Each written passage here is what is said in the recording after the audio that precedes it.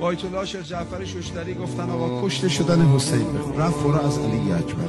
شب بعد گفتن آقا کشته شدن حسین بخون، رفت علی اکبر. گفتن آقا ما چند شبه به شما میگیم روزه کشته شدن حسین بخون، از علی اکبر میخونی. گفت خوندم نفهمیدید شما. حسین کنار پیکر علی اکبر قبض روح شد، ناله های زینب باعث شد روح به بدن حسین برگرد. موقعیتم یه ملعون یه عمودی زاد خورد به فرق علی، افتاد رو چشم اسب، خون ریخت، اسب مسیر رو اشتباه رفت، به جای اینکه بره سمت خیمگاه رفت تو قلب دشمن. دیگه گفتن هم اسمش علیه هم پسر حسینه، دق و دلی همه مدینه و همه اینا رو سرش در بیاره. قاعدتاً باید بدن علی اکبر پشت جبهه دشمن رو زمین افتاده باشه. آیت الله شیخ جعفر ششتری میفرماید قطعاً حسین کنار پیکر علی اکبر آمد و قطعاً زینب هم آمد. کربلا رفته ها، خیمگاه کجا؟ یا بگو تل زینبیه. قتلگاه علی اکبر کجاست؟ اصلا بگو نگو اینقدر فاصله، بگو اینقدر فاصله، ولی میان لشکر کوفه و شاه.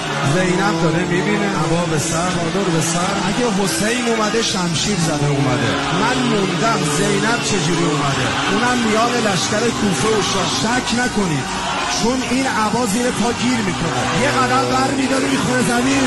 علی جان خیز، آب رویم را بخواه، همه را از بین نامحرم